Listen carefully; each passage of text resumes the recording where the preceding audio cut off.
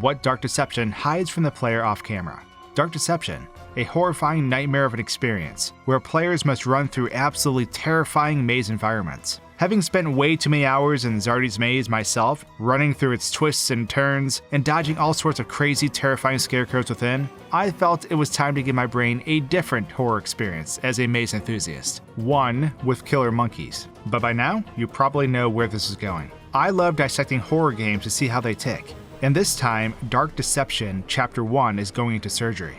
We'll be heading out of bounds and breaking certain aspects of the game, so I hope you enjoy. And if you love game-breaking content in Dark Deception, Poppy Playtime, Five Nights at Freddy's, and other horror games, subscribe now because there's a lot more videos coming. Starting off, once we get past the intro with Beerus, which takes place in a void, we stumble upon the hub world for the game. From here, as you progress, new nightmares will basically be available for you to choose. But there's a few interesting things to check out here. For one, the finished ring, the Riddle of Heaven, can be found just out of bounds floating. It's behind the staircase and is inaccessible. But remember this place for later on, because we'll be coming right back to this spot. So something to point out about this hub world, and possibly something really valuable to all you speedrunners out there, is that every single hallway in the game is located beneath the level. The reason why there's no loading screens when you go into a portal is because the game is calling upon a location on the same map. Every tunnel leading into the individual levels is in a row, way beneath the lobby area where Beerus is standing. So if someone ever figured out a way to clip out of bounds, they could use the huge falling distance to make a run for one of the last hallways behind the rocks. If they did this, they could enter a level early, hypothetically.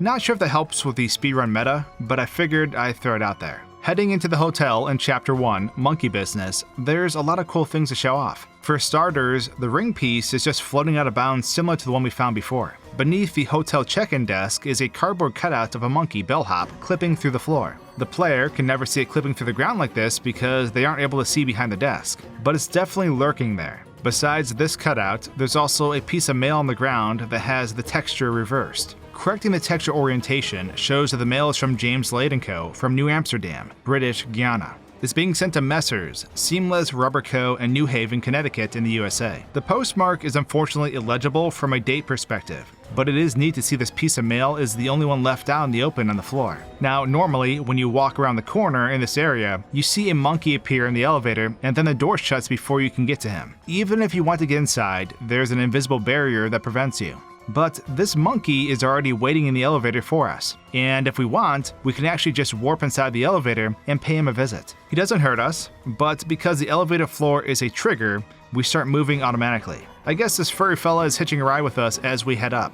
However, as soon as we start moving, he disappears. And this isn't because he unloads, it's because our position changes in the game's engine. The elevator actually loads us into another elevator up top, and neither elevator actually moves. They don't need to because the player would never see their movement anyways. But up here, this is where the fun begins. So here's how Dark Deception pulls off their mazes and map navigation. It's pretty clever, and they essentially use 3 layers. They have a layer of colored objects in the sky that are tied to physical objects in the map. And then they have the actual hotel layer, where the player explores. Beneath that layer is the black and white maze map. These all work together so that real-time positions and item counts can be updated on your handheld unit. All these things have colliders too, so if you wanted, you could run around on the maze outline down below. I accidentally fell down here because I entered the elevator, which started the moving sequence to the elevator, but then I got out of the elevator. The timer still warps you once you trigger it, so it doesn't really matter if you're in the elevator or not, but it did warp me out of bounds. So I fell down below and ran around like I was in Safety Town. Looking up at the maze from down below is pretty cool though.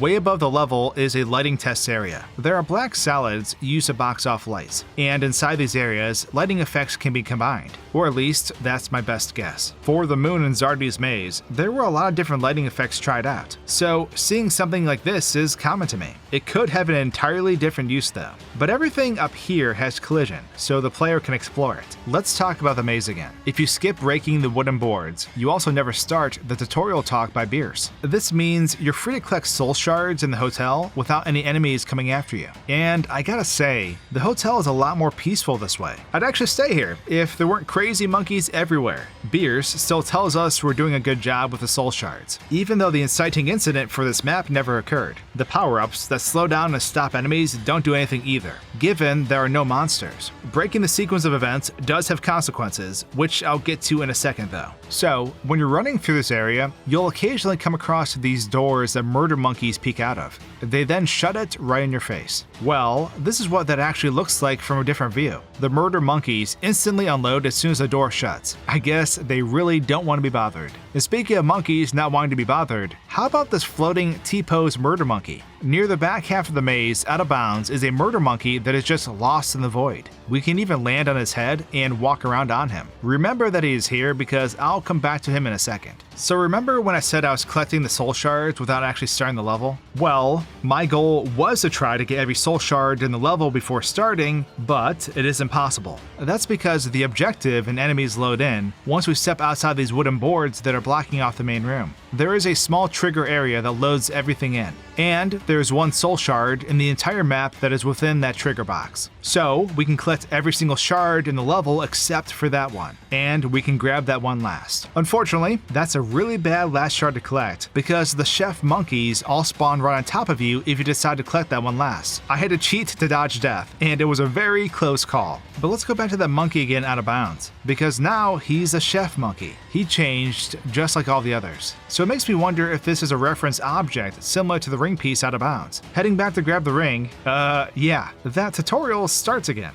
And we can't grab the ring piece until it's done, which sucks because the chef monkeys are after our blood the entire time. Once we get the ring and the monkey pops out after us, we can see they despawn as soon as the elevator door shuts. And when we get downstairs, we can dodge the horde by jumping over into the pitch black rooms next to the hallway. The monkeys can't hurt us here, well, I think anyways. We then run back to the start, get jump scared by the monkey behind the desk, and move on. During the cutscene where we hear Malik, both Malik's door and Beerus are right across from each other. Nothing too interesting to see. But when we get back to the hub world, there is something interesting to see, because Beerus has been cloned. If we head under the staircase, where we first saw the completed ring, we'll see that there's a copy of Beerus just chilling beneath the staircase. Not sure why she's down here, but she's hiding in her little secret nook just outside the player's view.